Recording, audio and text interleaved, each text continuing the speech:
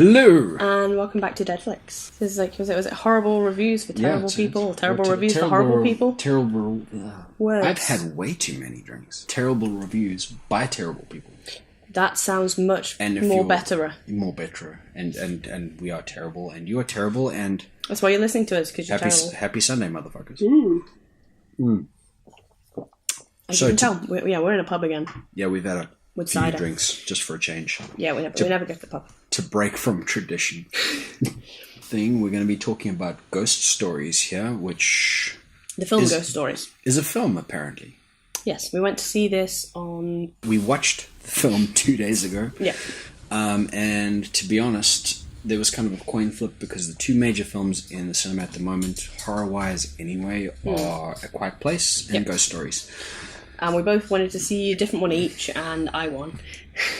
As you do. Just smile sweetly just a little bit. Again, terrible reviews, terrible people. Yep. So, okay, we're going to start with the bad bits, and then go to the good bits, because you should always end on a high note. Yeah, also. So, basically, what we've done is both of us listed 3 things we liked and 3 things we didn't like. Our fancy notebooks. And... You keep smacking the table. Yeah. Bouncing everywhere. Kind of bounces the camera. So, do you want to start or should I? I can start. Okay. Okay. You're smarter with this. So, Ghost Stories review, Deadflicks, take 1.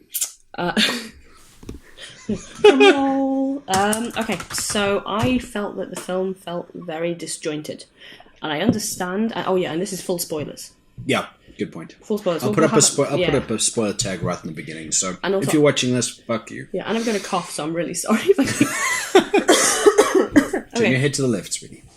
Head to the left and cough. So the doctor told me. Yeah. Anyway, so, do you want a synopsis, or do we just carry on talking? I think we're going to just kind of synopsis for context, for anybody who's kind of watching the feature who doesn't really give a crap. Nah, fuck it. We're drunk. Okay, so basically the concept of the film is a guy gets a letter in the post. He is a fellow of the Jewish persuasion. He is. Who apparently had some kind of traumatic experience happen in his childhood. Come over here so you're in the frame, my love. Okay. But... that was his chair, I swear. Yeah. But yeah, so he had traumatic something in his childhood, but this guy as an adult... Yeah. Is a disprover of psychic... he debunks psychic gobbledygook. He does. That's his job. Yeah. So it opens up with a situation where he's been following some kind of psychic asshole who basically takes, I suppose, kind of cue cards. They take questionnaires from their entire audience and then target people within the audience to give them false psychic readings with their loved ones. He's got an earpiece, he debunks the guy, and then basically his hero gets in touch with him through a packet. Yeah, this guy that he'd been sort of as a child was a huge fan of this guy that used to debunk psychic stuff himself. And then he disappeared. His car was found and the guy disappeared, and all of a sudden he gets a letter from this guy. And I'll tell you what, from the get-go, I turned around to you and went, that's... Yeah, you kind of said there's somebody here that face. Which we do have prosthetic. Yeah, prosthetics. There were prosthetics. I have a thing with faces. I have a weird facial recognition thing. So even if someone's got prosthetic, it's my superpower and the flexibility. But that's a different story. But this is gonna get terrible. It's always terrible when we've had drinks. But yes, so I have a thing with faces. So instantly I was like, "That's prosthetics, and that's so and so," and you were like, "What?" Yeah, watch the movie. To be honest, like, between the entire film, the 2 things that were weird about it were kind of like, I know that it's prosthetics. I saw it because, it's like in Prometheus where you see the guy, I can't remember that, but you see the guy in prosthetics and it's prosthetics. So you just kind of go, suspend disbelief, I'm cool. But the problem is then, is you're sitting there going, okay, is this a person in prosthetics? Or do I need to know who this person in prosthetics is? Yeah. Is it just that the actor is in prosthetics because he's playing an older person and that is the character that he's playing in this, he just happens to be older? A bit like, was it Tropic Thunder where Tom Cruise was all prosthetic choppers? Yeah, or Prometheus was with... that guy, was it that Guy Australian Pearce? bloke. Guy Pearce, yes. I don't know how I knew that. I just knew Good that. one. Right. So to get to the pinch, you got a guy who debunks ghouly, ghosty psychic phenomena. You get a kind of an impression of how he spends his time. Apparently, he comes from a really troubled. An abusive Jewish father. boy, abusive father, problem Severely with his religious sister. The sister has an inter-race relationship, and the dad is not happy with that. Yeah, but she's cute, like super cute, She is. like really cute. But, we both do. But that's not the point. As of a this. team, moving on. Teamwork. Yay! To get to the punch, he gets a postal thing through his door. He's talking directly to the camera, which is really cool. And he goes off to see his childhood hero, who did the same job that he kind of does on TV. And he's set the task to go and investigate 3 stories that his hero could never debunk. And so he sets off on his mission to go and visit the 3 people, follow the 3 cases, and you sort of hear from the actors telling you the story of what happened to them, or in an anthology style wraparound. Yeah, anthology style. Yeah, and that is basically your wraparound to kind of So keep the pretty story much it in. follows. Yeah, so it follows him on these investigations. The disjointed part, the acting. Yeah, so you've got him. So the disjointed with it being, so he follows the 3 stories, and you see the 3 different stories, the 3 different cases he follows. And you can see where they really desperately need to be expanded on, because you get no resolution. Like, you don't know whether he's come up with a theory for how it's not real. You don't understand whether he's going to investigate it further. You just see the story, and then it flips to him sort of looking at the area and going up, and then later on he says, "Oh, this was my theory. This is the reason for this, and this is the reason for that." But that's never made clear. There's something really not quite there. I believe David Court commented. And yes, he informed me that apparently this is based on a stage play. So this is a film adaptation of a stage play. Yep. Good. Okay, so 3 things. Each one of us have written 3 things. Yes. 3 things we liked, and 3 things we didn't. Yes. And we're going to start with the negatives because... should end on a high note. Yeah. Also, we're pissy internet people, so let's roll with that. Okay, so first point is it seemed really disjointed. So you've heard the synopsis. You see him visit the 3 different sort of stories that he's supposed to investigate, but there's no sort of resolution on... Don't choke on your cider. Wrong pipe. Good. Okay, so 3 things. You pick up from where you were, I'll just jump out. Okay, yeah. So you follow the 3 stories, and you find that he doesn't really get a resolution on each of the stories. You're waiting for the actual investigation, but all you do is you hear the stories, and then it just sort of moves on to the next thing, and you're like, where is this going? Where is his decision? It's so disjointed. It's so disjointed. Even if they're trying to be subtle with the sort of like the conclusions he comes to, it's not enough. No, it's really not enough. And then the film splits in 2 entirely almost. It goes from being this real world, you're following the investigations and everything's really interesting, to boom, everything turns upside down and nothing's real. Yeah, it goes to shit. And I'm just like, but the original concept would be great as a movie. Yeah. And the second concept would be great as a movie.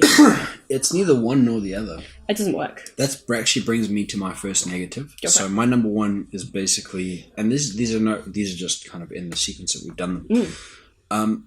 How it was too clever for itself as a film. Like there was just too much shit packed in. It like the way the film was set up. Like Pep said, it's kind of, you've got these 3 separate stories. You've got the wraparound tale in the anthology format with a guy who's investigating these 3 separate stories. And each one of them might have actually worked out really great as a film of its own. Oh god, the second one. Or the second one was amazing. It could have been. It should be a film on its own, and I'll be disappointed if they don't do something with that concept. Would have been so, and the actor. It was so. Yeah. He was brilliant. Yeah. So you got this kind of young guy. You know who he's. I don't know his name. I don't know his name. He's just been in a few things. He's in what's that TV series at the moment? The End of the World? Or End of the World. That's the Netflix series. The Netflix series. Yeah. The one where about the boy that gets a girlfriend because he wants to kill somebody. Is that the... Yeah, he's like a sociopath and he really wants to kill his girlfriend. It's that kid. It's just every married man in the world apparently. Do you want to see a magic trick? I can make a pencil. That was exactly what I was thinking. Yeah. You want to see a trick? Right, anyway, back to reviewing. Yeah, number 2, the second anthology, the second story in the anthology. Second story. It was fucking amazing. But that was absolutely brilliant. Okay, I'm going to skip forward to my number 3 on my list because this is contextually good for what we're talking about here. Each story just ended. Yeah.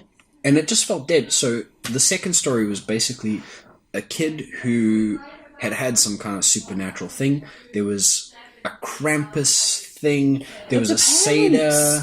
Yeah, cider. There was really obscure. You come into the house and there's parents there. Oh god, that was brilliant. That are just standing there looking. They have no faces, no anything. But now I actually think about it. Mm-hmm. They had no faces because he had never seen them. He only ever heard the kid talking to him on the phone. Yeah, but here's the thing. It doesn't work unless you actually sit there and think about the film. You don't want to think about it. No, but that doesn't work either because with the ending of kind of how the thing loops around. Yeah. He might not have seen them in the film. He might not have seen them before he went. No, before, I mean. See, but I think all of the 3 stories. They never happen. No, none of that happened. No, none of that happened. That was all the big spoiler alert. The guy's in a coma. Yeah. The actor is in a coma. The whole film isn't real. None of it is real. He's tried to kill himself. He's in locked-in syndrome. With a finger in his mouth. Finger in his mouth. That's a weird thing. Yeah, that was brilliant. But what I'm saying is not a clean finger either. The only reason I'm saying the reason why the parents of the boy that were downstairs had no faces is because the boy was his sort of carer, hospital sort of ward guy, and he was a hospital. Yeah, no, of course. Yeah, but he only ever heard the boy talking to the parents on the phone, so they would have no faces. That makes sense. So that, but also then when you think upstairs, you see him. There's a hospital room. Yeah, no, of course, which is him. Yeah, but it was him in the bed. On the top floor of the boy's house, where he looks upstairs and there's a hospital bed. I totally that's missed him. that. I've just thought about that now. That's him on the top floor of the house. When he goes, "Who else is here?" and he's like, "There's nobody else here." It's him. It doesn't work because it's not clear enough. It's too clever for its own good. There's just there's so much good. It's desperately putting in Easter eggs that don't work. To quote kind of Archivos on this and Roundtable podcast, go check that out. I'll put a link in the doobly-doo because they need more people in their thing. If you're a storyteller, if you're into brainstorming, all that kind of stuff, just fucking check it out. But to quote them it's literary gold. There was so much literary gold to be mined in this story. There were so many amazing threads to be pulled on, but they were just randomly tugging on anything that was a good idea. Yeah. And as a result, you've got this kind of spaghetti of stuff all tangled and nothing meant anything. No, and the one big Easter egg that there was a thing about numbers. I picked up on that straight away. Before the film even starts, you get these random numbers appearing on the screen. And so instantly... In the title screen. So and these random jump scares. Yes, you and I randomly go, okay, right, so the numbers have to mean something because they wouldn't do it otherwise. Clearly they're important because they're there. But they don't make enough focus of them. I mean, even if they're Easter eggs, but it'd be fine. But if they're Easter eggs, as it is, then they're supposed to be, for people to slowly pick up on. But they were such an integral part of the story. They didn't make enough focus. Such a smart number person. You need a fucking notepad to be keeping track of these. Okay, I'm not a smart. I did keep track of them, but it's because I'm stupid with numbers. Are you? I am sometimes. But yeah, no, I kept track of the numbers, and I knew that there was 79 and 92 and all these other ones in there. And 20. Was there a 13 and there might just superimpose? There was 12 and 7, and there was 20, and there was 79 12 was and like 92. 13, just one less. Yes, but it all linked in with the story, but it wasn't made clear enough how it linked in with the story. Yeah. That was just, The way it looped around at the end, it was just... It just didn't work. Yeah, there was just too many things. If they'd basically cut the fat of the story... And all these loose little story all the loose little threads just didn't jostle. So basically, to get back to my point before Pip takes over for her second. Oh no, we've already done mine. Mine are kind of in with Have we the same. done all yours? Yeah, mine were that there was so much to expand on, and the start and end seemed like two separate films, so they've kind of fallen into the same categories. Well, the basically each story in the anthology series, it just ended. It just stopped. There was no resolution. As people. You know when you have a zoom... Sorry, I don't mean to cut you off. Go for it. You know when you get to the end of a scary story, and for like a Goosebumps or whatever these kind of kids movies, the stereotypical kind of 1920s, 1960s, whatever, and then the camera zooms in on the person, and then that's the end. And each one of these kind of anthology stories finished like that, and you just sit there thinking, okay, one's fine. You know, you can kind of, okay, cool, you know, you can move on. But every single one finished like that. And you're just sitting there thinking, dude, come on, fuck you. Yeah, this is 2018. Yeah, and then you've got little things... So it's lazy writing. So the guy's investigating the things, and he gets his own little, like, jump scares when he's investigating things. So he sees a ghost of himself, and it's like, what's the relevance to this? This isn't relevant to the story that he's investigating, or anything you've learned about him, or anything like that. There's nothing. There's no closure on everything. No. And for context, for anybody watching, just understand that the only reason we're being so balls hard on this film is for two reasons. Because this year we are seriously looking like it's going to be kind of Hollywood after the It phenomena last year in 2017 for you guys kind of watching this in the future. Big actors. So Hollywood has suddenly discovered that horror is a big deal and that it puts butts in seats and is worth doing. So we've had Helen Mirren in Winchester. That was Winchester, brilliant. which is fantastic. We'll talk about that. I'll put a link up in the doobly-doo when we do our link. You can click on the thing. It'll be in the doobly-doo down below if you want to check out our review. Love Story with Shape of Water. Yeah, Shape of Water was fantastic. Which is not horror, but it's a monster love story, which again is bringing people into being comfortable with. Shape of Water. Shape of Water? Okay. Is that the Shape of Water? Yeah, it's the Shape of Water. It's the gang sign for Shape of Water. Okay. Took your moment. Okay, so and the jump scares in this film, sporadic at best. The best thing about the jump scares, because it was Martin Freeman. Mr. Hobbit. Basically, to just get to before we jump to the jump scares, is that Hollywood is putting serious money behind kind of horror now, which is great. So the reason we're being so hard on this as a film is because it's not a B movie. It's not a kind of low grade. No, it's not. There's been serious money spent on this. This was a stage show. There's been time spent on scripts. There's been everything. So we are being way more critical of this as a film than we would a B movie because we expect more from it. Yeah, we expect more from it. Yeah. And if this was a B movie or an indie movie, we'd be a lot less kind of hard on it. Yeah. But that is the context of why because these guys, they fucking know what they're doing. And we expect better. Yeah. I was going to say, the best part of the jump scares. Because there was only one real jump scare that got us both. And that was the thing crawling out of the cradle. Holy crap. And we both jumped. Now, see, it takes a lot to make me jump. Because I really don't. You are absolutely immune. I'm a chicken shit. I don't get scared. But you had your little friend next to you. This is where I was leading to. Hilarious. So we're sat in quite a full cinema. Oh, yeah. And we have a couple next to us. God.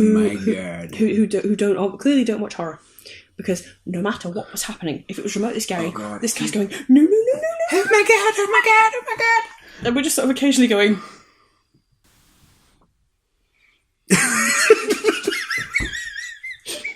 It was terrible.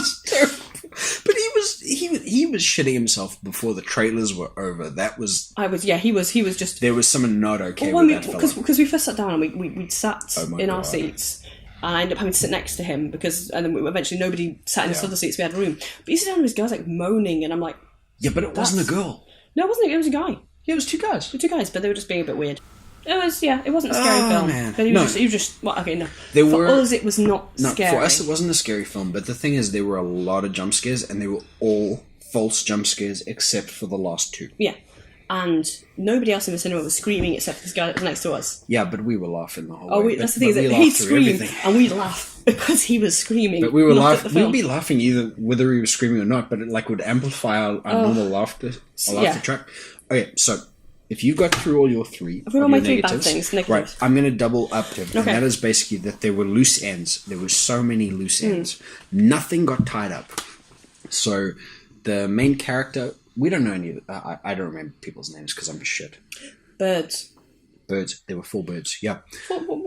What is with the dead birds? There were dead birds everywhere. 4 dead birds through the whole thing. We get the fact that they link into the past. Yeah.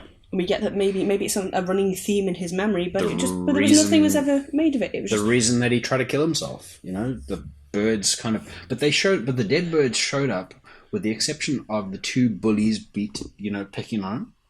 No, they were waving a dead bird. Yeah, the bully was waving a dead bird. Yeah. But in the first story in the anthology, there were maybe 3 dead birds at that point. No, there was 1 dead bird that then disappeared and was being waved. It was the same dead bird being waved around by the little girl. There were 2 dead birds in the first story. Okay.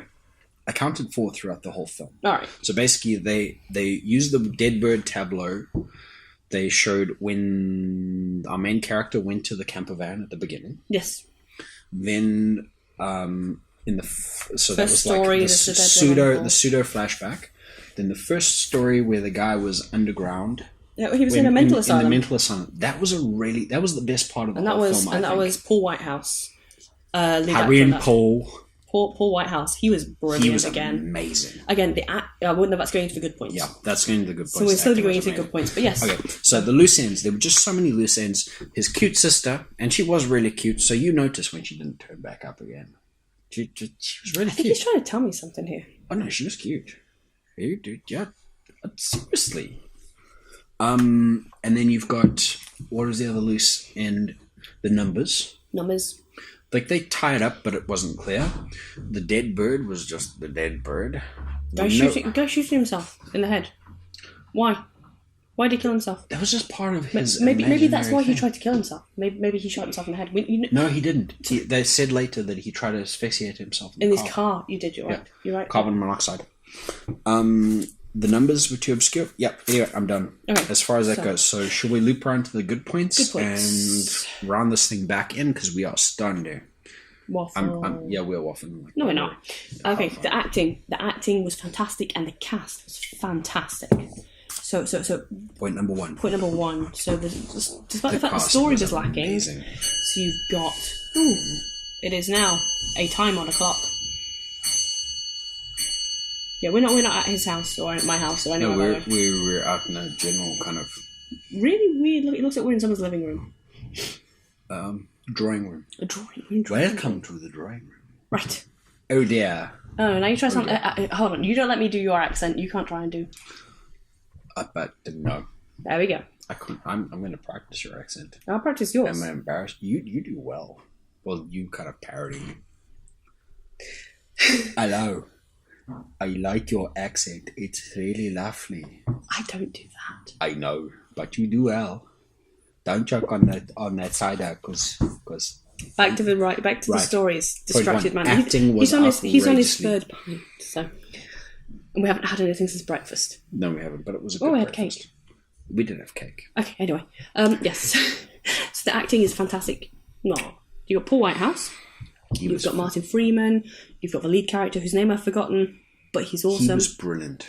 Everything he's in. He's fantastic. He sort of plays the bumbling, nervous, downtrodden guy in stories. He's so good. He's like... I'm going to find out his name. Yeah, Google it. I'm Googling. So, basically what happened... he reminds me of Artie Man from Warehouse 13. Yes. He's really good. I couldn't name a single thing that this boy is in, but everything I've seen him... Every time I see him, my heart flutters and I think, oh, brilliant.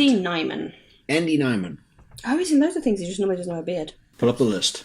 Peaky Blinders. Death at a Funeral. Dead Set. Dead Set was That good. was a TV series. Black Death. Autumn. Severance. It is a guy from Severance. I've never seen Again, Severance. facial recognition thing. You smirked.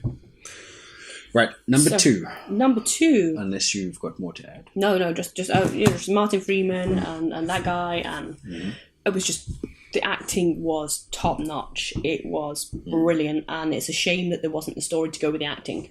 So there's no lacking of that. The casting of it was a brilliant cast. It was phenomenal. Martin Freeman was incredibly unnerving. Oh, as a Scotsman. No, as the devil. But was he the devil? He kind of became like the guy that was leading him around, and when he became different people, and removed some prosthetics because he was the old guy in prosthetics. It's Martin Freeman, and I knew that because of prosthetics. And yeah, you spotted, like, both of us knew there were prosthetics, but you kind of knew who it was. Yeah, I just kind of went, well, prosthetics, you know, just shit. I could tell it was Martin Freeman, but yeah, I didn't. I listened to him. And then we're back to the kid in the second one. He just plays this really creepy, nervous, androgynous, almost like he's asexual, like he doesn't have any kind of personal relationship. Seriously? I felt like he was really, like he struggled to have any kind of relationship with anyone. I think he'd have kind of difficult relationships. It makes me think of Sheldon Cooper. No. Oh, totally. Nah. For me, that's what I see. Seriously? Yeah. Okay. No. Okay. So next good point. Okay. So my number one good point is the opening documentary style. Yes, I liked that. I absolutely fucking loved it. I thought that was really, really well done, and I loved. Oh man! It felt that's the way it was going to go, and I was really happy with that. The breaking of the fourth wall with it was amazing. Yeah. So it kind of opened up with him kind of debunking this shyster who needed his ass kicked, and I loved that. And then the kind of camera, you know, the screen kind of shrunk down to about this big. Yeah. And everything just, and he spoke to the camera and he talked about kind of his history. This is the Nyman. Yeah, Nyman. Nyman looks at the camera. He's got his little bookie set up and he says, well, I had this thing with my dad and I looked up to this guy who is an amazing debunker of supernatural BS. And this is what it means to me. And it felt like a real kind of documentary style, and it was phenomenal. You just felt in. I was totally on at that point. And I'm really, really sorry that it kind of nosedived from there. Yeah. Point two, the effects. I thought the effects were very, very, very good. The music, the way the music worked together, the way that this sort of introduced different sorts of themes with things. Just the effect, the special effects, so that the lights would go and music would come on, and creature features, and there were maybe two hokey effects in it. There was that hand in the first story, which just felt like it just ruined it for me. It didn't feel like it was part of the shot. Like if they'd done it practical, it felt CG. It felt CG, but it's like it didn't need to be though. Yeah. Oh, I agree with that. It's that kind of like when you're more unnerved by not knowing what you're going to see, rather than the hand appears at the window type thing. It just doesn't work very well. But also, then there was the other effect was him was the ghost him at the window of the car door. It just like it felt hokey and unnecessary, blue and grey, and maybe that's the point at which he actually killed himself, or tried to kill himself. Maybe that's the point at which it's a throwback to the kind of carbon monoxide poisoning. Maybe that's. But there we go back to kind of point two on my list, which was the loose ends. There was just too much shit going on. Okay. It's like it needed tightened. Yeah. Okay. Next good point. First story, the one with Harry. Yeah, that was good. No, it's not Harry Infant. It was a Paul. Paul Whitehouse. It's Paul Whitehouse. It's Paul Whitehouse. Harry and Paul. It was, yes. Harry and Paul. I mean, just Paul. Yes. Paul Whitehouse. Yes. He's phenomenal. His character was the acting was brilliant. His character, he was so rough and ready and not Paul Whitehouse. But that's the thing. But that's the thing. It could have been him because the acting was so good. Paul Whitehouse stuff, and he's like, he's brilliant. Yeah. I'm just mumbling. I was good. He was brilliant. That story was fantastic. The lead in, the tension in it was phenomenal. See, that's the thing is that was dark. It was security guard at a mental facility, insane asylum. Yeah, but the thing is, it's like it was so much better than the standard films you get where that is the story. Because they could make that into a full story, but the fact that the security guard wasn't this absolutely terrified guy of everything. He was just sort of like the standard security guard. You know, that would have worked so much better. He was supporting another boy who was Russian. Yes, he was learning to do the job because I think it was his last day, wasn't it? No, he was saying it was his last day. No, he wasn't. He said it was his last day as a result of what happened. Mm-hmm. That was how he told the story. So, it's cold. Okay. Yeah, it's cold. Little brain freeze. Sorry, I like touching my pet. We're in public, dear. We're in public, dear. Okay. No, he said it was his last day, but that was the lead into the story. So if you picture kind of a little box room with light in it, and then a couple of kind of string lights going off out into the dark, as if somebody was kind of a security guard at a mine. Yes. That was how it was set up, and that was phenomenal. And then the way that they kind of like ramped up the tension side to side through the entire duration of the story, it was fucking brilliant. And he was sitting there, hanging out, drinking tea, listening to his radio, then the radio... My brain's just made another link. Okay, hit it. Okay, so the thing that seems to set off the entire story, you find out later on, is this kid that's forced to go and walk through this underground tunnel and find numbers. And it's dark and it's very constricted and stuff. And where this is a security guard that's walking through a very constricted tunnel with all the numbers on the doors as he's walking. Sequence of numbers on the doors, which are the same as the ones in the tunnel. And so I can see where that links, but it's not enough to make that connection until 4 days later when you're thinking back on it. There's too much. There's just too much. Yeah. Too much going on. My last point of good was I liked the variety. I liked... How so? I liked that... I don't like that it was all disjointed, but I liked that I got to see 3 fantastic stories that I really wanted to see more from. Yeah, each one of them was not enough. No, each one of them was not enough, but I liked that they were different enough that it really interested me. So the first one, you've got the ghost of some mental asylum girl in a room. Mm-hmm. The second one, you've got the cider, which I've pronounced correct. Well done. I like how we were both prepared for that. You got the cider, and it's just... Yeah, I love that Cider gets into this kid's car. I've just been hit by the car. For the record, we're going home to play God of War after this. No, we're not. We're going to play that other thing. Dante's Inferno. Dante's Inferno. And God of War. Are we? Yeah, for context. And Town of Salem. Which I hate and it makes me cry. That's actually true. That is actually it's a psychological game without any action. It makes me cry. It makes you angry. Yeah, it makes me frustratedly cry. Anyway. It's fine. Moving on. And the last one is, which we haven't talked about the last one. Martin Freeman is a lawyer, and he's got this beautiful big house. And think the Glass House movie, that one with Lily Sobieski. Yes, it's kind of like that, except in England. The wife, they're trying to have a baby. Wife is pregnant. Goes away to hospital to give birth. Oh, because she's bleeding, so she goes away to hospital to give birth. He's in the house, and there's some weird force in the house. So.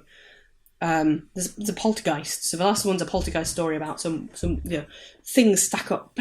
But what's great about it isn't the cliche sort of poltergeist story where he'll turn around and a door will have opened and you won't see that. That was really good. Yeah. Kind of just like in the poltergeist movie. Yeah. Where the chairs will stack, except it's kind of all these baby things.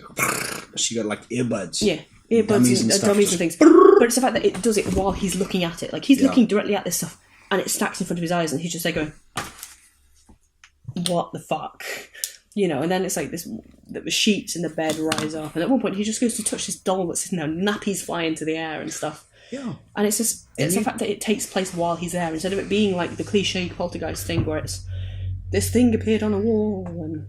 You feel like it could go so many different directions. Well, it does, because then it turns into like he's then on a mountain talking about the fact that the wife had a baby that split her in half and she died in birth, and and she would have been heartbroken if she'd seen Barty. If she'd seen Barty, and it's like, if she'd have seen the baby, and it's like, well, and the baby's super ugly, and he's feeding it cat food, and you never see the baby, and you don't know why he's feeding it cat food. But that's the thing is like with the baby, and you don't see the baby, but you get the suggestion because he kind of puts this blanket up. Yeah, so you've and got like covered in shit and crap and geez, that was really and that's how they set you off so that last jump scare catches you. Yeah, because you're expecting to see the baby and you never see the baby. And this baby's wrapped in a blanket and it's got this big old fucking arm. Like that guy, like the arm wrestler, the German arm wrestler with the one arm that's like 60 feet.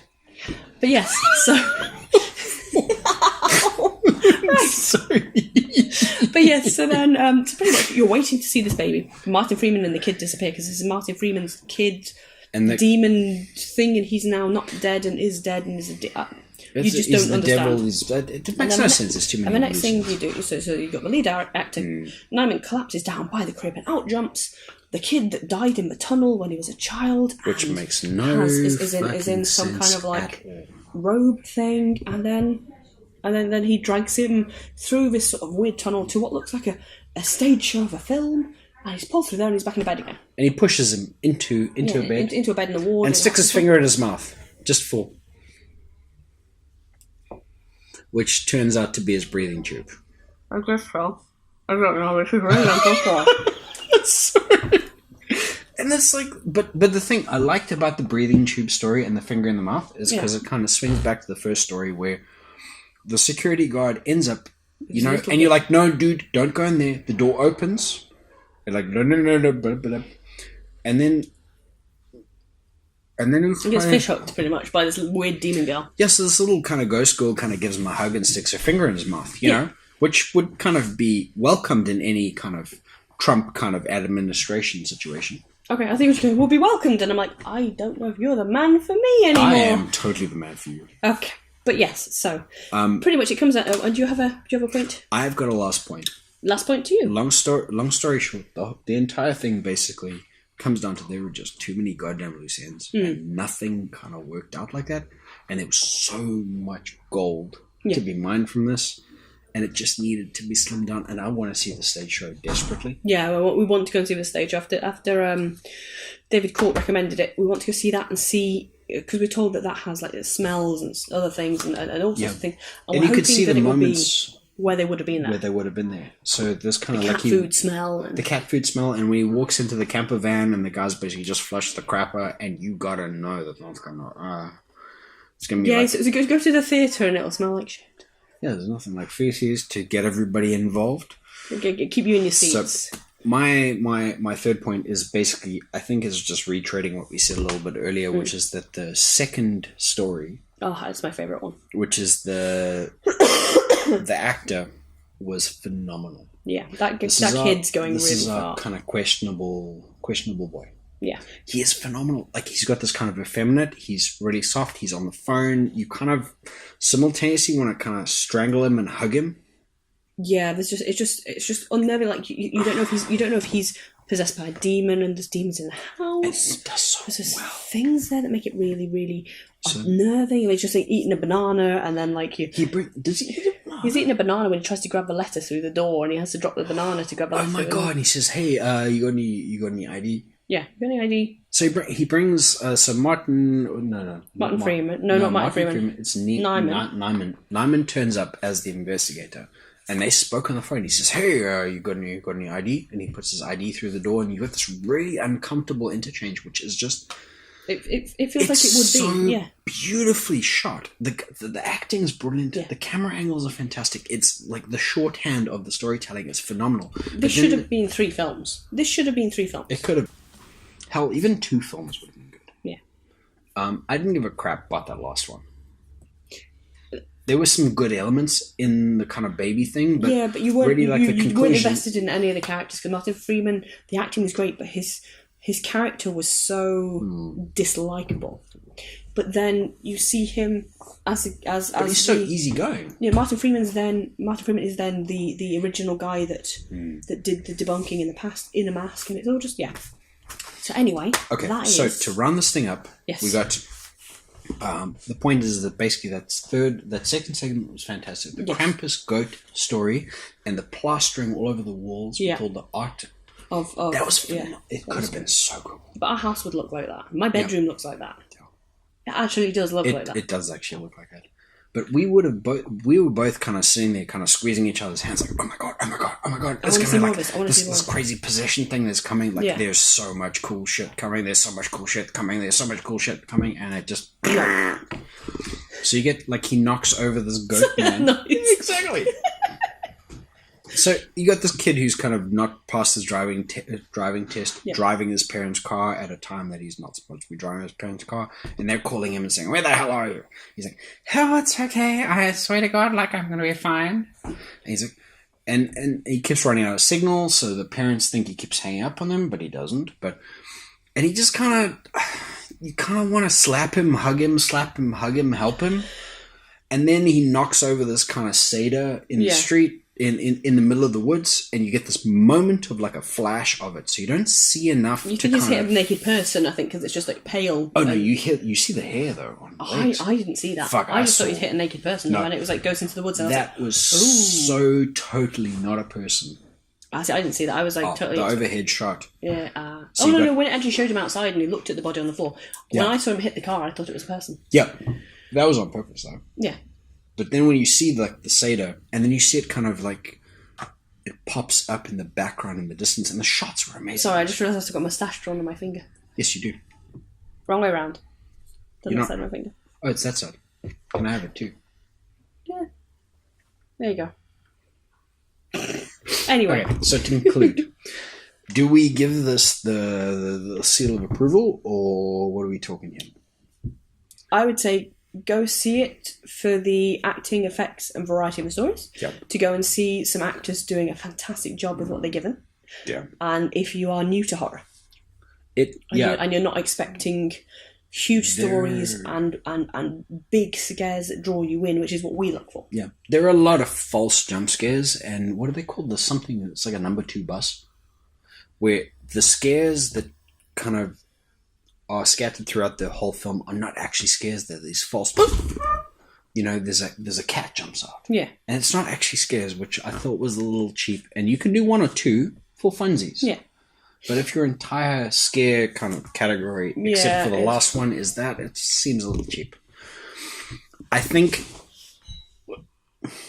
Here's the toss-up, right? Okay. Do we tell people to go and see this because we want Hollywood horror to be supported? British horror. British horror. No, when I say Hollywood horror, I mean kind of filmmaking horror as a general term. I mean, this is a British horror film that's based on a play, but the more people that see horror movies, the more horror movies we get. Yes. And then the wider range of cool shit we get to kind of love or hate is great. Losing things. Right, so I guess. So I would say support it if you want to support horror in general. Yeah. But if you have a budget when going to the cinema, there are better films on at the cinema. A Quiet Place being one of them. Yes. Which we will be talking about in another interview. I'll put the doodly-doo in the DVD. Thing up there, or there. Somewhere. Hey, Macarena. I could just watch you do that all day. I know. I won't get anything done there. Okay, so this is loaded into way beyond what we expected. And it is. That's fine. Holy crap, that's a lot. I was going to say, yeah. Yeah. But anyway. we convoluted and talked and stuff, and I have cider to drink before we go home. Yeah, I know. We're going to have a barbecue in April. Braai. No, that's not. A braai, it's like a barbecue, but for people with meat. You mean it's a barbecue, but for people from South Africa? No. No? A barbecue is like sausages. Yes, we're about to cook sausage on it. No, we're not. Oh, sorry. It's vors. Is it a sausage? No. Your sausages are this big. My voice is like this big. Your voice is this big. I can't believe I got you to say that. No, right? I can't believe I got you to say that. I know. Okay. Right. So it's concluded. So if you stuck around this long, thank you very much for watching. Hit the subscribe button, and as the vloggies say, I believe, is you click on the bell to give it the ears. And I guess we'll be right back. Most indeedly we will. Bye. Bye.